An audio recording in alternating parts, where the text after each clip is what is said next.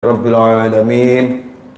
Allahumma salli wa sallim ala Sayyidina Muhammadin miftahi babi rahmatillah adada ma fi ilmillah salatan wa salaman daimain bidawami mulkillah wa ala alihi wa sahbihi.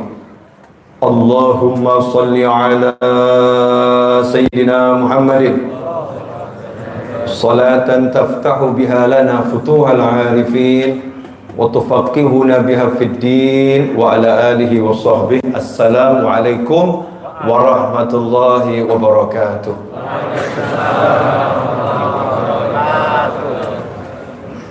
Alhamdulillah, semoga kita dimasukkan dalam kelompok hamba-hamba Allah yang pandai bersyukur pada Allah Ta'ala. Karena hanya orang-orang yang pandai bersyukur yang akan bahagia. Kenapa yang pandai bersyukur akan bahagia? Karena syukur itu tanda orang yang merasakan nikmat. Kalau seseorang merasakan nikmat, tentu ia mendapatkan kebahagiaan. Nah, mudah-mudahan kita masuk dalam kelompok tersebut sehingga tak henti-hentinya kita mengucap Alhamdulillah.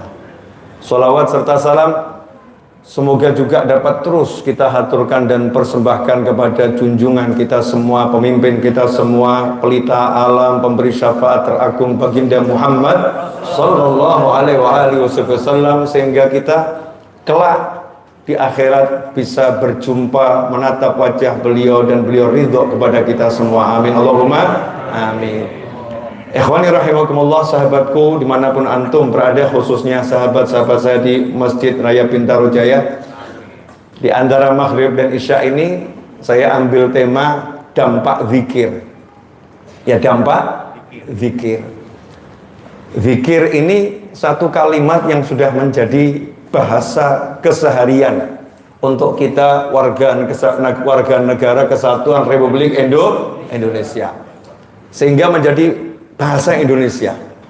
Zikir, majlis zikir, zikir akbar, mari berzikir.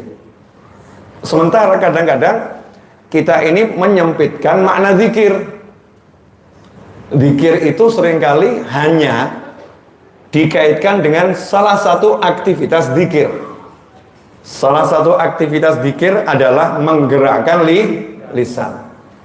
Sehingga ketika muncul sebutan zikir, yang ada di benak kita adalah banyak mengucapkan kalimat-kalimat zikir. Dan itu betul, bukan salah. Tapi itu hanya salah satu aktivitas zikir. Secara bahasa, zikir artinya menyebut dan juga bisa mengingat. Seseorang yang sedang mengingat, maka dikatakan dia lagi berzikir.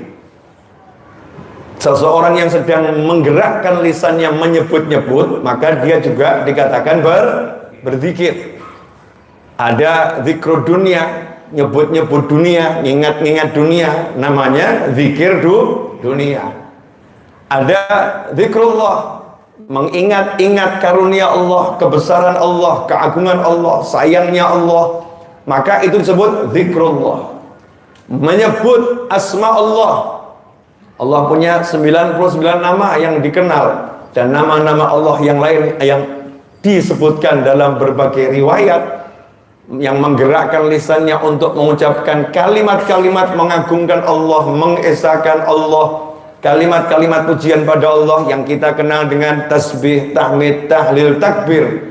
Kemudian kalimat-kalimat permohonan ampun, istighfar dan semacamnya yang kita lakukan dengan menggerakkan lisan, maka ini juga dikatakan lagi berzikir kepada Allah. Semua aktivitas zikir, baik dengan lisan, baik dengan ta'allum wa ta'lim, karena sebetulnya ini juga salah satu bentuk zikir. Semua itu menghasilkan sesuatu dan berdampak positif, baik kepada pezikir maupun kepada wilayah sekitar yang dizikiri. Baik kepada pezikir maupun wilayah sekitar yang dizikiri. Dampaknya itu luar biasa dan dampaknya sangat signifikan kalau mau dilakukan penelitian. Contoh, masjid ini tempat apa ini? Sholat, ibadah, berarti tempat zikir. Mau baca Al-Quran, mau tasbih, mau tahmid, mau tahlil, mau takbir dan lain sebagainya. Masjid tempat zikir. Bimujaradil julus, nggak usah ngapa-ngapain di dalam masjid, duduk saja, hati kita merasakan sesuatu yang berbeda. Zikirnya orang-orang yang sholat, zikirnya orang-orang yang baca Al-Quran, zikirnya orang-orang yang tobat. Siapapun yang berada di masjid ini meninggalkan kesan, ya, meninggalkan kesan, meninggalkan bekas, ya, ada jejak, ya, orang yang berzikir, yang jejaknya itu bergantung manusianya. Ada yang lama, ada yang sebentar. Maka kalau kita masuk masjid, kita merasakan hati kita nggak usah dinasehatin, ternasehatin. Hati kita nggak usah disentuh dengan apapun, merasa nyaman, merasa tenang. Kenapa? Karena kita di tempat yang sudah berbalut zikir, dan tempat itu khusus memang dikondisikan, ya, disiapkan untuk berzikir pada Allah Subhanahu wa Ta'ala. Sementara saat ini ada manusia-manusia, dan semoga kita nggak termasuk dalam golongan ini, yang putus hubungan dengan Allah Subhanahu wa Ta'ala. Lisannya yang nggak berhubungan sama Allah, pandangannya nggak berhubungan sama Allah, telinganya nggak berhubungan sama Allah, hatinya nggak berhubungan sama Allah Subhanahu wa Ta'ala. Yang putus hubungan inilah yang dikatakan al-ghafil, orang yang lalai. Ghafil, lalai. Lalai itu kalau dia putus hubungan dengan Allah Subhanahu wa Ta'ala. Nah, insya Allah ini akan kita bahas dalam waktu kurang lebih 40 menit. Ya, kurang lebih, bisa kurang, bisa lebih. Wallahu a'lam. Saya suka mengajukan pertanyaan dan tidak dijawab nggak jadi masalah. Ada yang pernah di PHK nggak nih? Dengar kata PHK itu, Masya Allah, terjemahannya macam-macam. Ada yang bilang PHK putus hubungan kerja, ada yang bilang PHK putus hubungan kantor, ada yang bilang PHK putus hubungan apa kayaknya? Kawin tuh. Ada yang PHK putus hubungan kasih gitu ya. Macam-macam ini arti PHK. Tapi PHK selalu dengan arti yang tidak menyenangkan, betul ya? Tidak menyenangkan. Karena seseorang yang di PHK itu pada umumnya bergantung dengan yang mem-PHK.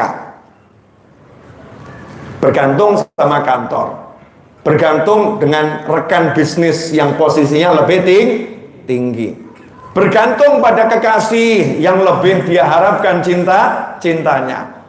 Biasanya seseorang yang di PHK itu posisinya dia lebih rendah, putus hubungan. Jarang loh orang keluar dari kantor, jarang. Aku pengen putus dengan dia, padahal gajinya 2 miliar. Jarang, ada, tapi jarang. Umumnya yang memutus itu yang lebih tinggi. Lah ini anehnya, kita yang rendah mutus hubungan dengan Allah Ta'ala. Masya Allah. Kita yang butuh Allah, butuh karunia-Nya, butuh sayangnya, butuh pertolongannya, butuh segala-galanya dari Allah. Dan Allah selalu membuka, gak pernah menutup. Allah bahkan mengumumkan di sepertiga akhir malam Allah datang ke langit bumi, dalam arti Allah mendekati hambanya, rahmatnya Allah, kasih sayang Allah, ampunan Allah mendatangi hambanya. Padahal hambanya ini banyak yang menjauh, Allahnya mendatangi dan nanya, hal min taibin, hal min mustaghfirin, hal min talibi hajah. Atau kama qala sallallahu dalam berbagai hadis, ada enggak yang malam hari ini mau tobat? Ada enggak yang minta ampun?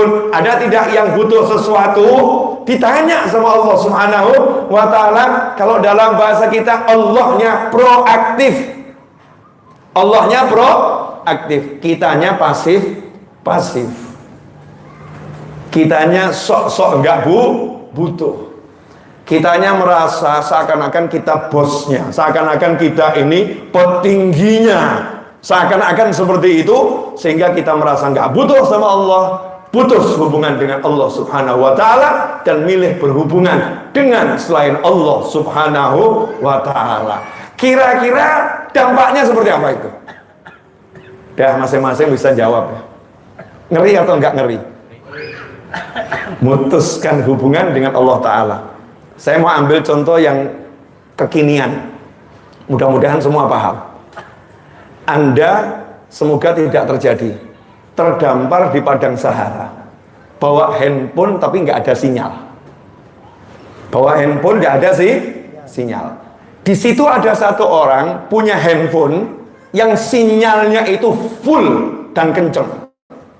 Jadi berdua nih. Yang satu handphonenya full sinyal, yang satu handphonemu nggak ada sinyal. Kira-kira kita ngomong apa sama yang punya sinyal banyak? Tethering dong, betul ya? Tolong di tethering wifi-nya ya, boleh dong gitu ya? Oke, baik, ini orang tadi dikasih nih, bahkan dihapus passwordnya, nggak perlu password, asal kamu nyalakan wifi-mu langsung nyambung, klik langsung nyambung. Di situ kita seneng, bisa video call, bisa melakukan transaksi, bisa telepon, ya, bisa menghubungi siapapun yang kita mau. Terdampar di padang Sahara, tapi tetap terkonek dengan yang jauh di sana, hanya karena satu yang namanya sinyal, dan sinyalnya minjam. Pertanyaan saya, kalau yang berlaku sebaliknya, udah terdampar, punyanya sinyal dari si fulan, kemudian dengan santai kita mengatakan, aku nggak butuh sinyalmu, klik matikan wifi-nya dimatikan. Pertanyaan, ini orang pandai atau bodoh?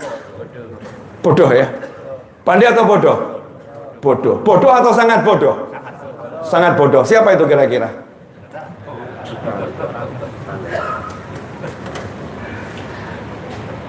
Ya, ini sudah mulai agak nyambung ini. Siapa itu kira-kira? Satu-satunya sarana untuk membuat hati kita bisa merasakan semua nikmat yang tampak maupun yang tidak tampak, nikmat yang sekarang atau yang akan datang, bahkan nikmat yang sudah lewat, merasakan keindahan yang tiada tara di dunia sebelum di akhirat. Kalau hati kita ini terkoneksi dengan yang menciptakan jagat raya, yaitu Allah Subhanahu wa Ta'ala. Kalau hati kita putus hubungan dengan Allah Subhanahu wa Ta'ala, maka seperti handphone yang speknya luar biasa tapi no internet connection. Kira-kira bagaimana? Bisa jadi kalkulator, berfungsi, tapi minim fungsinya minim, sangat kecil. Tapi begitu ada sinyal terkoneksi, YouTube. Seperti pemirsa dimanapun Anda berada saat ini teman-teman saya YouTube ya. Saya di sini, cek, ada sinyal, bisa live streaming. Masya Allah. Belum lagi fungsi-fungsi yang lain. Dengan seiring kemajuan zaman akan banyak fungsi yang muncul yang kita nggak tahu saat ini. Hanya karena apa? Connect. Nah, ini kita sama Allah Ta'ala bukan lagi ditawarin, diperintah. Sambung hubungan dengan Allah Subhanahu wa Ta'ala. Kenapa? Barang siapa menyebut aku, maka aku menyebutnya. Siapa menyebut aku menyebutnya. Aku bersama hambaku ketika dia ingat aku, ketika dia menyebut aku. Artinya ketika kita ingat sama Allah Ta'ala, koneksi kita dengan Allah nyambung. Lah kalau udah nyambung, kira-kira seperti apa? Ini yang tahu pedzikir. Nah kalau pelalai nggak tahu. Yang ahli zikir ngerti bedanya putus hubungan dengan nyambung hubungan. Saya kasih contoh, insya Allah ibu-ibu lebih paham, karena judulnya tentang putus hubungan dan nyambung hubungan. Kenapa ibu-ibu lebih paham? Karena ibu-ibu itu jiwanya lebih merasa dibanding dengan antum kaum pria. Wanita itu lebih sensitif jiwanya. Betul ya Bu ya? Bu, kok nggak ngaku Bu? Yang lebih halus, lebih lembut, lebih perasa, lebih sensitif siapa itu? Wanita. Yang lebih menggunakan rasa ketimbang logika adalah wanita. Memang wanita itu mengedepankan rasa daripada logika. Hikmatullah. Kalau wanita itu pakai logika, mungkin nggak mau punya suami seperti kamu dan saya. Ya mungkin gitu ya. Ngapain saya nikah sama kamu? Pakai logika, nggak masuk gitu ya. Tapi yang dipakai rasa, because I love you. Aduh, cinta. Wajah nggak jelas dicintai. Kerjaan nggak jelas dicintai. Betul kalian? Yang jelas-jelas nggak dicintai. Kenapa? Rasa. Menggunakan rasa.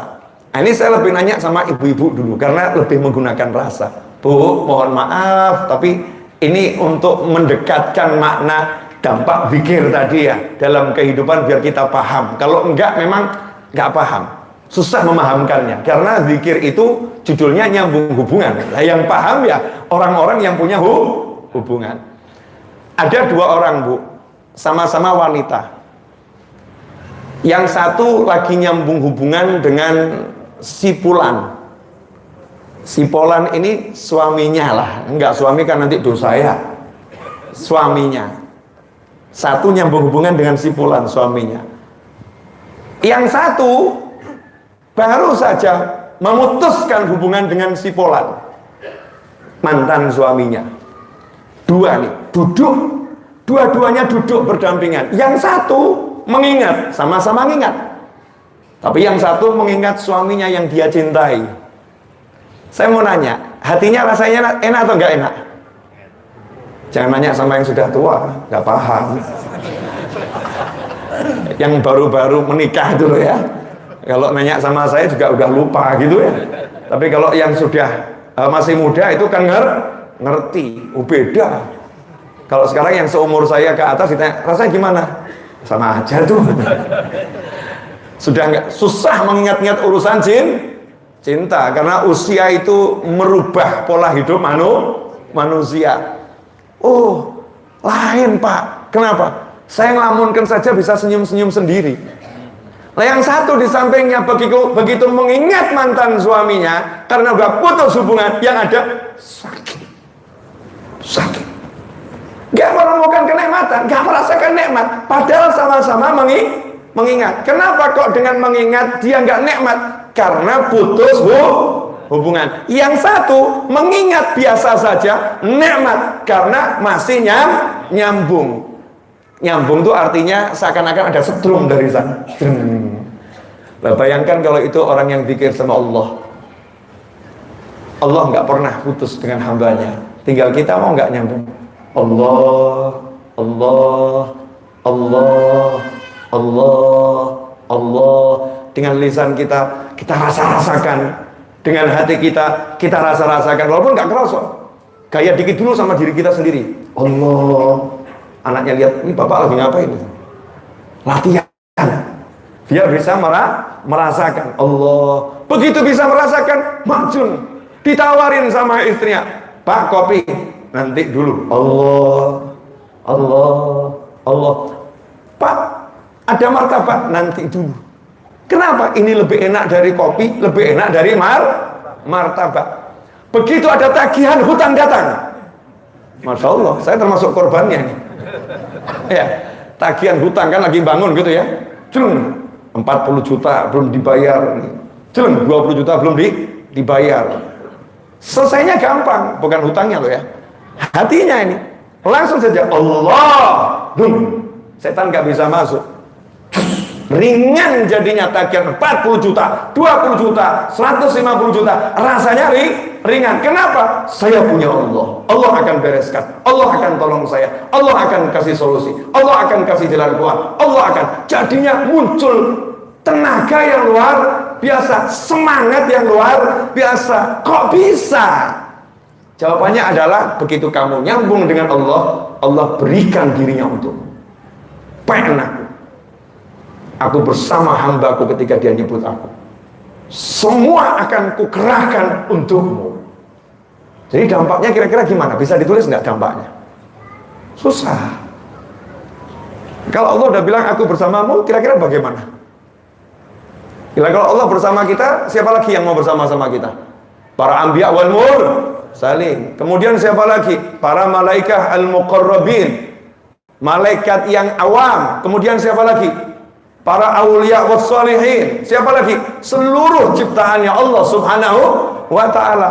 Kalau orang udah ingat sama Allah, selesai. Hidupnya akan nyamannya luar biasa. Apapun yang dia lihat, Allah akan jadikan itu membuat dia tenang dan nyaman. Tapi sekarang saya ketemu orang-orang, lihat suaminya pusing, lihat istrinya pusing, lihat tembok rumahnya stres, belum masuk, lihat tembok rumahnya stres, lihat anaknya pegang kepala, ya, lihat anaknya pegang kepala, masuk kantornya, ketemu bosnya cemas, ketemu rekan sekantor, mau muntah dia. Jadi yang ada di kepalanya semua nggak enak. Kenapa semua jadi nggak enak? Karena hatinya nggak nyambung sama Allah Subhanahu Wa Taala.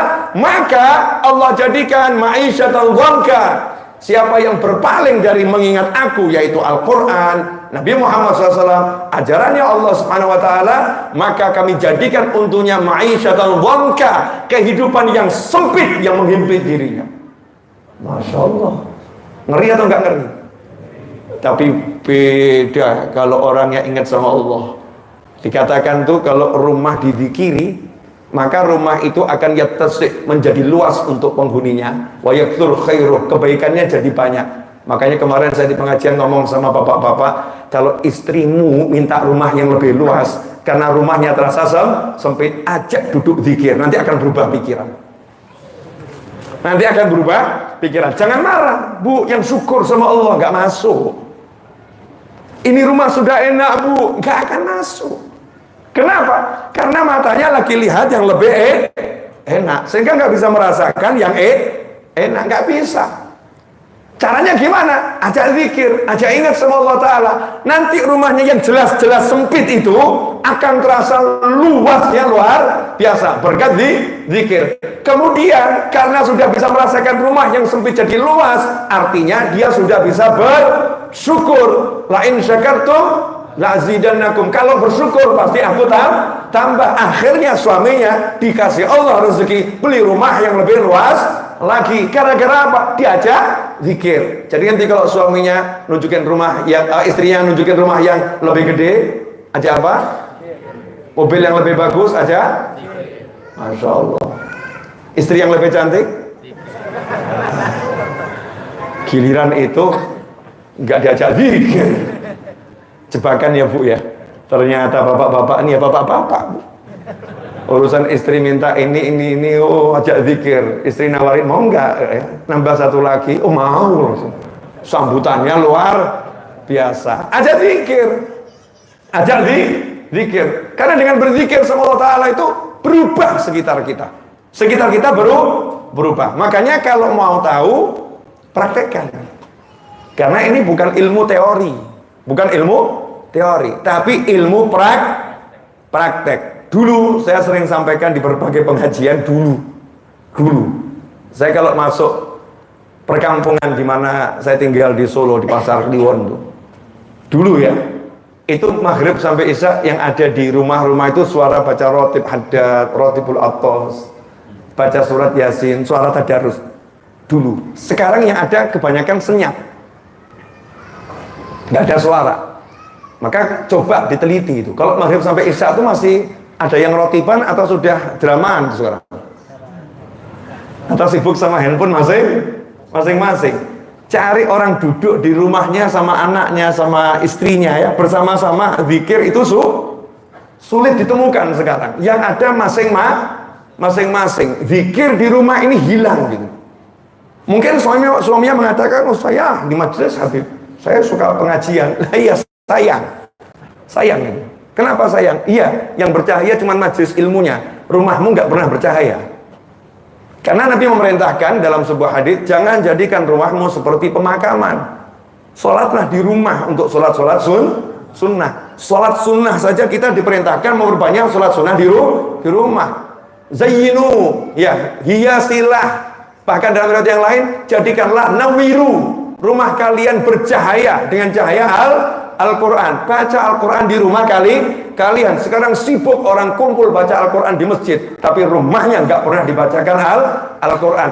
Sibuk orang kumpul berzikir di masjid, tapi rumahnya nggak pernah dizikiri. Yang betul bagaimana? Rumahmu zikirnya yang banyak, masjid juga digunakan untuk zikir. Rumahmu tiap hari untuk baca Al-Quran, masjid juga dibuat tadarus Al-Quran. Cari ilmu kemanapun kamu datangi, tapi ilmu di rumahmu harus dihidupkan. Kalau udah seperti itu, rumah itu rasanya asyik gitu, menyenangkan. Makanya saya kadang ngomong, aneh nih orang-orang dia. Kalau giliran zikir di pengajian kok semangat ya? Oh, zikir di rumah kok enggak ya? Jangan-jangan ini berangkatnya karena nafsu. Nafsu tersembunyi, ada sesuatu mungkin yang dicari, yang sesuai sama nafsu. Belum betul-betul lillahi ta'ala. Karena di rumah kan enggak ada biaya, duduk santai. Ya, enggak ada yang ngesuk-ngesuk ya. Duduknya bebas. Tapi kenapa kok jadi kurang menarik? Di motor, di mobil, kenapa kita nggak melantunkan kalimat-kalimat zikir? Kenapa kita nggak ajak fikir kita untuk ingat sama Allah Subhanahu wa ta'ala? Nah, ikhwani rahimakumullah, alhamdulillah sudah 26 menit saya bicara. Masih ada 14 menit lagi. Ya, 14 menit lagi. Dari sini bisa nggak dirasakan kalau orang putus hubungan sama Allah itu mengerikan? Karena waktu saya cuma singkat untuk membuat rasa itu biar bisa masuk ke diri saya dan antum semua. Ini kan PR ya, bukan sesuatu yang mudah. Coba saya ulangi lagi ya Bu, diputus hubungan sama kekasih itu enak atau nggak enak Bu? Tuh ngomong tuh, nggak enak. Diam saja tersiksa ya. Padahal kekasihnya nggak ngapa-ngapain loh, cuma ngomong satu kalimat, you, me, and. Selesai. Terus handphonenya ditelepon nggak diangkat, WA-nya diblokir, ya, didatengin rumahnya pindah rumah. Oh, ini ngeri amat ini ya, pindah rumah. Dicek di Google ganti nama, Masya Allah, hilang gitu ya, hilang. Itu kira-kira stres atau nggak stres? Stres.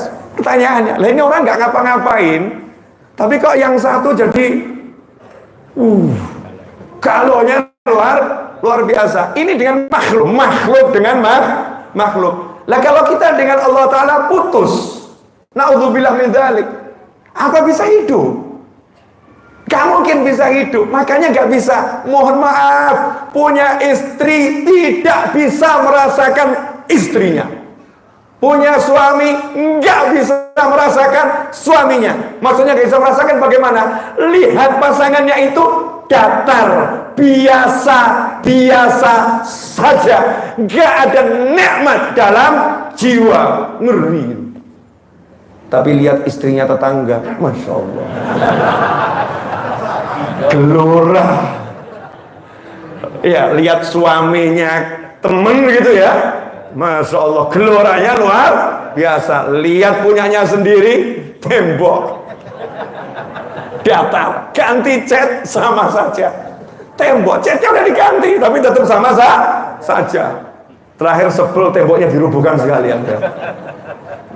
Mau diapa-apain dia tetap sama. Kenapa? Karena yang meletakkan rasa nikmat tadi adalah kalau ada Allah di dalam hati kita, maka kita melihat dengan cahaya Allah, mendengar dengan cahaya Allah, berbicara dengan cahaya Allah, merasa dengan cahaya Allah. Ya, rasanya nikmatnya luar biasa, indah itu.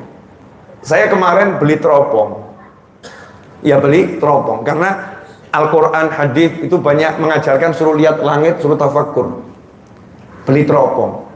Sementara saya udah nggak bisa neropong-neropong, males gitu ya, otak-atik teropong. Anak saya yang paling besar baru masuk SMA. Nih, pelajari. terus nunjukin ke handphone. Saturnus Abu ya, Saturnus. Di situ saya ketawa dalam hati, Masya Allah. Baru dapat bantuan teropong tuh Saturnus yang jauh bisa kelihatan, bisa kelihatan. Bangunan yang jaraknya itu puluhan kilo bisa tampak di depan mata. Saturnus yang sangat jauh, bulan yang sangat jauh, rasanya indahnya luar biasa. Pakai mata kita biasa, ya begitu. Saturnusnya nggak kelihatan, bulannya dari dulu ya begitu. Kurang mampu mata kita melihat. Dapat bantuan teropong, jadi kelihatan semua. Semakin mahal teropongnya, saya beli yang murah-murah saja. Ya, penasaran. Semakin mahal teropongnya, akan semakin jelas. Bayangkan kalau kamu meneropong menggunakan cahayanya Allah Ta'ala. Dalam kehidupan ini, apa yang akan kamu rasakan dan kamu lihat? Masya Allah, lihat wajah suami pakai cahaya Allah. Yang nempel bukan wajah suami, cahaya Allah. Paham ya? Belum paham gaya. Manduk paham, belum paham. Saya kasih pemisalan biar paham. Bu, Ibu, pernah merias wajah? Saya nggak mau suudzon sering gitu, enggak. Pernah ya Bu? Pernah ya? Coba bandingkan wajahmu sebelum dirias dan setelah dirias oleh ahlinya. Bagus mana? Jujur. Setelah dirias pede ya? Masya Allah. Wah, ini wajahku. Ini aku ini. Masa sih? Sama wajahnya sendiri enggak kenal. Suaminya lihat juga kaget. Bojoku ini. Ini istriku ini. Begitu malamnya suruh cuci wajah, aduh balik meneh. Kembalilah lagi. Yang itulah lagi. Ternyata sama dengan yang kemarin. Pertanyaan saya, jadi yang membuat kita tertarik itu tadi awal tuh ya, karena apa? Ada make up. Jadi yang kita lihat apa itu? Make up-nya yang kita lihat, bukan wajahnya. Betul? Bayangkan kalau wajah istri kita, wajah suami kita di make up dengan cahaya Allah Ta'ala, kemudian kita melihatnya dengan cahaya Allah Ta'ala. Indahnya seperti apa? Nah sekarang mulai paham, yakin saya paham. Indahnya luar biasa. Makanya ini bisa dibuktikan, ya dibuktikan hubungan guru dengan murid. Orang soleh sama punya murid satu. Misalnya ada wali A, punya murid namanya B. Wali A ini nggak ganteng. Wajahnya biasa-biasa saja. Bukan ustadz karena punya wajah ganteng kemudian populer karena YouTube, bukan. Tinggalnya di atas gunung, nggak ada yang kenal. Wajahnya biasa-biasa saja. Tapi soleh. Ya soleh. Wali Allah. Punya murid satu. Ya punya murid satu. Muridnya ganteng. Muridnya ganteng. Orang lihat dua orang ini heran karena si murid yang ganteng ini kalau lihat gurunya itu nggak mau kedip gitu ya, senengnya luar biasa. Loh kenapa ini si murid bisa merasakan nikmat melihat wajah gurunya yang biasa-biasa saja, jauh lebih nikmat daripada wanita yang tercantik yang ada di dunia. Ini nyata. Kok bisa seperti itu? Kenapa? Jawabannya karena muridnya melihat menggunakan cahaya Allah, dan yang dilihat adalah cahaya Allah Subhanahu wa Ta'ala. Cahaya Allah dari mana? Dari zikrullah. Ketika kita sebut nama Allah, nempel itu anwar, cahaya-cahaya dari Allah Subhanahu wa Ta'ala. Semakin kita sering menyebut, semakin sering kita mengingat, semakin banyak yang nempel. Makanya dikatakan rumah yang di dalamnya dibacakan Al-Quran, rumah itu bersinar, dan sinarnya itu menjadi petunjuk untuk malaikat-malaikat di langit kalau mau landing ke muka bumi. Kan sering dengar ya hadis yang itu ya, rumah yang di dalamnya dibacakan Al-Quran, maka rumahnya menjadi bercahaya, dilihat oleh penghuni langit seperti bintang-bintang yang dilihat oleh penghuni bumi. Cuman kadang kita nggak pernah paham apa maksudnya. Nah, saya akan jelaskan tambahan dikit, boleh? Dikit saja, ini waktunya hampir habis, kurang 6 menit. Ya 6 menit. Karena kan isyaknya jam 7 lewat berapa nih? 7 lewat 6. Jadi insya Allah pas nanti ya, insya Allah pas. Malaikat itu ada 2 shift. Allah itu semua terstruktur. Jadi nggak asal-asalan mengatur jagat raya. Ada manajemen langit. Ya, manajemen langit. Jadi malaikat itu nggak terus malaikat 24 jam di muka bumi, enggak. Karena ada malaikat yang datang, ada malaikat yang pergi. Yang pergi nanti lapor pada malaikat yang di langit. Yang di bumi tugas baru. Nah, maka dibagi dua kelompok, malaikat siang dan malaikat malam. Malaikat siang alias siang itu apa? Mulai matahari terbit. Datangnya kapan? Waktu sholat subuh. Nah, ini tugasnya sampai kapan? Sampai nanti maghrib. Berakhir tugasnya ba'dal asar. Berakhir tugas. Maka waktu subuh dan waktu ba'dal asar itu waktu pergantian tugas malaikat. Nah, malaikat yang dari langit ini mau ke muka bumi itu biasanya landing di satu wilayah mencari kalau kita biasanya naik mobil ya itu pakai Sherlock. Iya, naik motor ada Sherlock, ada titik yang sudah di point GPS-nya di situ. Nah, malaikat itu punya GPS langit. Dari mana? Makhluk-makhluk Allah yang ahli zikir. Di situ dia bercahaya sehingga malaikat lihat, oh itu cahaya, aku akan turun ke situ. Itu cahaya menjadi tempat turunnya malaikat terus tiap hari dia akan turunnya ke sana. Dan bukan cuma satu. Banyak malaikat yang tugas di wilayah situ cari cahaya-cahaya terdekat, landing. Kalau cahaya itu padam, malaikat yang biasa landing akan heran, loh, titik landing saya kok hilang. Cari informasi kepada malaikat yang lain. Itu kenapa padam cahaya di sana? Jawabannya, yang bersangkutan telah meninggal dunia. Di mana sekarang dia? Dia sekarang lagi mau disolatkan. Maka para malaikat berdatangan ikut menyolatkan jenazahnya dan mengantarkan sampai ke alam barzah, sampai ke tempat yang penuh nikmat. Kenapa? Malaikat mau berterima kasih karena diberi kemudahan landing berkat ada cahaya yang bersinar dari muka bumi. Pertanyaan saya, pengen enggak rumah kita jadi tempat landingnya malaikat? Yang ada ini kebanyakan tempat landingnya setan. Ini jujur apa adanya, repot. Lawang zikirnya di masjid, betul ya? Zikirnya di masjid, zikirnya di majelis. Bagus, saya tidak ngomong nggak bagus. Ya memang majelis ilmu tempatnya zikir, di majelis zikir, di masjid zikir. Giliran di rumah drama Korea. Saya nggak ngomong halal haram ya, nggak ngomong halal haram. Saya nggak bahas hukum, tapi coba lihat perbandingannya. Ahli majelis, ahli drama. Dia ahli majelis sekaligus ahli drama, ahli film, ke majelis sehingga apa? Sayang, majelisnya bercahaya, rumahnya gelap gulita. Kenapa? Karena zikirnya majelis nggak dibawa ke rumah, sholatnya masjid nggak dibawa ke rumah, Al-Qur'annya masjid dan majelis nggak dibawa ke rumah, sehingga yang ada di rumah ini isinya ghibah, namimah, obrolan dunia yang gak ada manfaatnya, dan itu yang disenangi oleh syaitan, sehingga setan tahu tempat ngerumpi paling enak di rumahnya fulan. Masya Allah.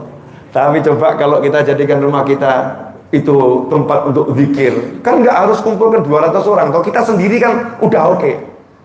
Di 4 waktu sebelum matahari terbit, ya waktu subuh, setelah matahari terbit, sebelum matahari tenggelam, setelah matahari tenggelam. Ini waktu take off dan landingnya malah malaikat. Kita manfaatkan 4 waktu itu, kita siapkan. Nih saya pasang GPS biar malaikatnya kesini semua. Nanti beda itu rumah, sangat berbeda. Dan kitanya sebagai manusia juga akan mengalami perubahan yang signifikan. Ada yang ngomong, Pip, saya itu habis dikir kok masalah saya banyak ya. Iya, ajib ini dibahas nggak nih perlu ini? Episode berikutnya saya kasih jawaban yang saya bahas di MRKR kemarin semalam tuh ya. Nanti bisa dicek. Setelah Nabi Ibrahim alaihissalam mendoakan istri dan putranya yang diperintahkan oleh Allah Ta'ala untuk ditinggalkan di tanah datar yang kemudian menjadi kota Mekah.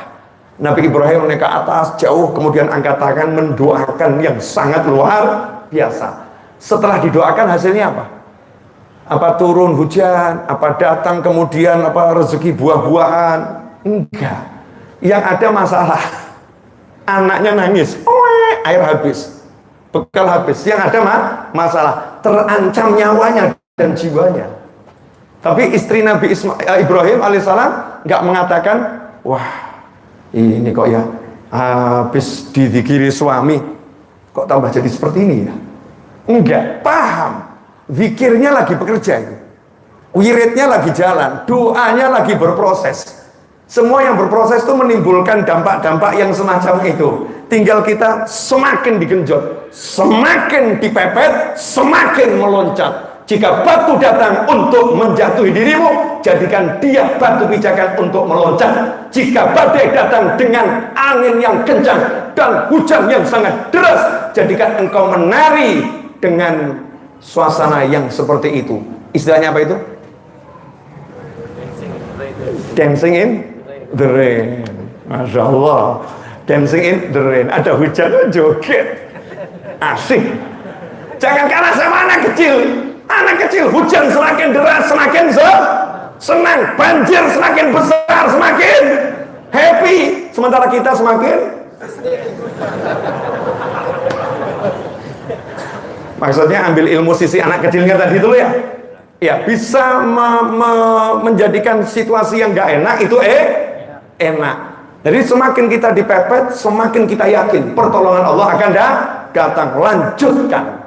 Yang dilakukan ibunya Nabi Ismail, lari sofa marwah, semua hal yang nggak masuk akal. Udah jelas nggak ada manusia, nggak ada pertolongan, lari sofa marwah. Kenapa? Karena itulah ikhtiar maksimal yang bisa dilakukan dan tidak berhenti berikhtiar, terus berikhtiar meskipun hasilnya nihil. Orang sekarang namanya pemuda, namanya bapak-bapak, namanya suami, ngomong sama istri, aku udah ke pasar tapi nol, aku udah coba melamar pekerjaan tapi nol. Kemudian dia pindah ke masjid, gelar sejadah, baca Al-Quran. Ini adalah sesuatu yang salah dan tidak diajarkan oleh syariat. Ting ding ding ding ding ding. Paham enggak maksudnya? Jadi ada orang-orang itu, kita-kita ini loh ya. Orang kalau zikir di masjid bagus enggak? Bagus. Ngaji di masjid bagus enggak? Bagus. Duha itu berapa jam? 5 menit. Zuhur 10 menit. Asar 10 menit. Maghrib 10 menit. Isya 10 menit. Lah kalau ada satu orang nganggur nggak kerja, duha di masjid, sampai zuhur di masjid, sampai asar di masjid, kemudian pulang ke rumah ngomong sama istrinya, bertakwalah kepada Allah. Siapa bertakwa kepada Allah akan diberi rezeki dari arah yang tidak pernah disangka-sangka. Aku lagi bertakwa pada Allah Subhanahu wa ta'ala. Nabi Muhammad SAW manusia yang paling bertakwa. Inna akramakum indallahi atqakum. Yang paling mulia, yang paling bertakwa. Siapa itu? Nabi Muhammad SAW disifatkan oleh orang-orang musyrik. Apa ini katanya Rasul? Tapi suka jalan ke pasar, pergi ke pasar. Sayyidina Umar bin Khattab radhiyallahu ta'ala anhu waktu duha masuk ke dalam masjid, melihat ada satu anak muda masih khusyuk ibadah di sana. Apakah Sayyidina Umar kemudian senang? Enggak. Beliau nanya, kenapa kamu masih di masjid? Kalau yang tua di masjid wajar. Kenapa? Usia hampir meninggal. Kok enggak ngomong kenapa? Nyantai saja, ini kan cuma air AC. Ya, air AC itu kan bagian daripada rezeki. Rezeki mengalir tanpa henti. Enak atau mikirnya? Kalau lihatnya AC bocor kan jadinya enggak enak. Tapi kalau ini pertanda rezeki akan mengalir tanpa henti. Jadinya nikmatnya luar biasa. Lanjut dikit ya. Biar saya bisa tuntaskan poin tadi. Sampai di mana tadi? Saya itu kalau ngomong soalnya enggak pernah mikir. Jadi ya, nanya sampai di mana tadi? Sampai di mana tadi? Waktu duha. Ya, jazakumullah khairan. Makasih banyak. Ya. Tapi tetap enak di sini. Oh, jangan ya. Jazakumullah khairan. Makasih. Ya. Ini enak ini. Rezeki tanpa henti. Sebentar lagi insya Allah utang mau ngecor 150 juta lunas. Ya. Nah, ini namanya fa'al khair, pertanda yang baik. Kalau kata Gus Dur gitu aja kok repot. Ya. Jazakumullah khairan. Makasih. Oh, enggak apa-apa. Ini Masya Allah. Baru kaum pria aja udah nggak tega lihat saya basah gitu ya. Apalagi bidadari surga. Masya Allah. Bidadari surga jangan cepet-cepet ngundang saya. Sabar kalian ya, sabar. Yang sabar. Saya rindu padamu tapi biar nanti saja. Ya, kita butuh waktu yang lama untuk mempertambah jumlah bidadari. Iya. Lanjut boleh? Masya Allah. Oh, baru bahas bidadari aja kita udah bahagia kok. Nikmat. Ibu jangan cemburu ya Bu ya. Jangan khawatir kok. Kaum wanita manusia itu tak bisa dikalahkan oleh semiliar bidadari surga. Enggak bisa. Lanjut ya. Saya marah tadi. Oh, anak muda tadi ya. Anak muda tadi waktu duha di masjid lama. Sayyidina Umar gak suka. Kenapa? Harusnya dia ke pasar. Kenapa masih ada di masjid? Yang tua-tua nggak ditegur. Kenapa? Yang udah tua ya wajar. Jangan banyak waktu di pasar. Perbanyak waktu di masjid. Ke pasarnya persentase sedikit aja, pensiun ya, waktunya pensiun. Oh, negara kita aja ada usia pensiun kok, betul ya? Nah, ini yang muda kok di masjid, duha, ibadah. Kenapa kamu masih di sini? Kenapa nggak ke pasar? Kenapa nggak cari nafkah? Kenapa nggak usaha? Kenapa? Anak muda tadi jawab, saya sudah dijamin oleh kakak saya. Kakak saya yang mencari duit, sehingga saya bisa nyantai saja. Apakah diapresiasi? Bagus, lanjutkan. Enggak. Beliau mengatakan, kalau begitu kakakmu lebih hebat dari kamu. Yang diapresiasi kakaknya. Jadi jangan kemudian sekarang ini gelar sejadah di masjid, gelar sejadah di musola, baca Al-Quran, tapi meninggalkan usaha yang secara zahir disyariatkan oleh Nabi Muhammad SAW. Rasul berjuang ke pasar. Istrinya Nabi Ibrahim ditinggal sama suaminya, lari Safa Marwah, bukan angkat tangan Allahumma beri aku air, Allahumma kirimkan aku air, enggak meluk anaknya, nah yang pas ya nah, kita memang takdirnya mati berdua ya nah, kehalusan ya nah, enggak, tapi dikatakan aku akan berjuang cari semampu mungkin, Allah pasti akan menolong, gak kenal putus asa. Kenapa? Hatinya nyambung dengan Allah Subhanahu wa ta'ala. Safa Marwah, Safa Marwah, Safa Marwah. Menurut logika nihil, ke pasar sepi, ke pasar sepi, ke pasar sepi, ke pasar sepi, ke pasar sepi, ngelamar ditolak, ngelamar ditolak, ngelamar ditolak, ngelamar ditolak, ngelamar terus. Ke pasar sepi, ke pasar terus. Safa kosong, Marwah kosong, Safa kosong, Marwah kosong. Kalau nggak muncul Zam-Zam ila yaumil qiyamah, istri Nabi Ibrahim akan Safa Marwah, Safa Marwah, Safa Marwah sampai akhir hidupnya. Tapi karena kesungguhannya percaya pada Allah Ta'ala, jadi orang yang percaya sama Allah tuh nggak akan dilembek. Nggak ada. Yang percaya sama Allah akan super power. Yang hatinya nyambung sama Allah akan super power. Walaupun mata melihat itu kosong, hati nggak pernah merasa kosong. Kenapa? Karena yakin Allah akan berikan pertolongan. Aku hanya melakukan the best I can do, maksimal yang aku bisa, dan istiqomah. Begitu sampai ke-7, Allah katakan, air keluarlah kamu.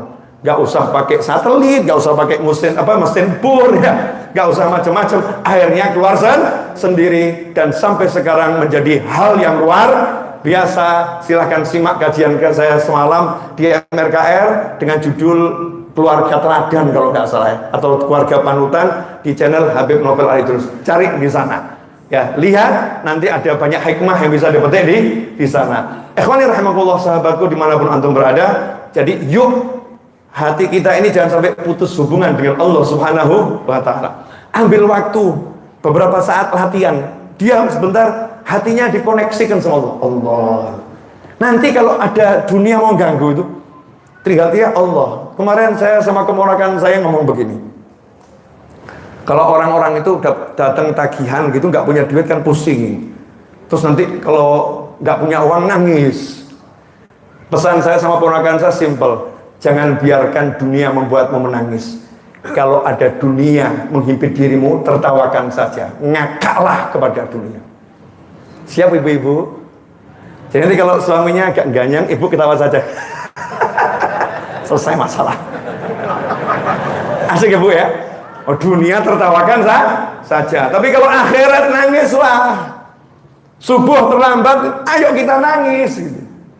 Kok kita ini sampai ngomong kasar sama orang tua? Ayo kita nangis. Tapi kalau dipecat, keluar dari kantor ketawa. Panggil lagi sama bosnya, kenapa kamu tertawa? Masa saya mau nangis gara-gara kamu? Cuman urusan dunia. Siapa yang ngajarin? Habib Novel. Ya, aku gak mau nangis karena dunia. Aku akan tertawa kepada dunia. Oh, dunia cuman sebentar kita di sini kok membuat kita nangis. Siapa sih dia itu? Kurang ajar amat ya.